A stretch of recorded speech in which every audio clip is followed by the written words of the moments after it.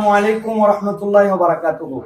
March for Gaza এই শিরোনামে আগামীকাল শনিবার 12 এপ্রিল সোহরাওয়ার্দী উদ্যান অভিমুখে বাংলাদেশের আপামর জনগণের পক্ষ থেকে নিপীড়িত নির্যাতিত গাজাবাসীর সমর্থনে যে মার্চ অনুষ্ঠিত হচ্ছে, আমরা সকলের প্রতি উদাত্ত আহ্বান জানাবো।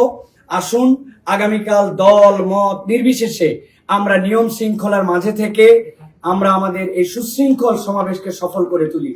আমরা বিভিন্ন পয়েন্ট থেকে মার্চ করে আমরা গাজাবাসীর সমর্থনে সোহরাওয়ার্দী উদ্যানে আসব।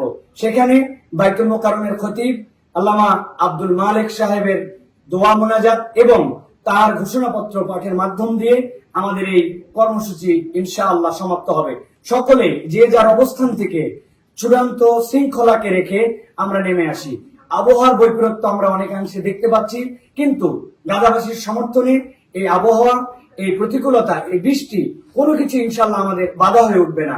দেশবাসী এরকম ভাবে একটি ইস্যুতে সকলে এর আগে কবে সম্মিলিত হয়েছিলেন আমাদের ঠিক জানা নাই। আমরা সকলের প্রতি উদাত্ত আহ্বান জানাবো, আমরা শৃঙ্খলাবদ্ধ ভাবে এই মার্চ ফর গাজাকে সফল করার জন্য সকলে এগিয়ে আসি ইনশাআল্লাহ।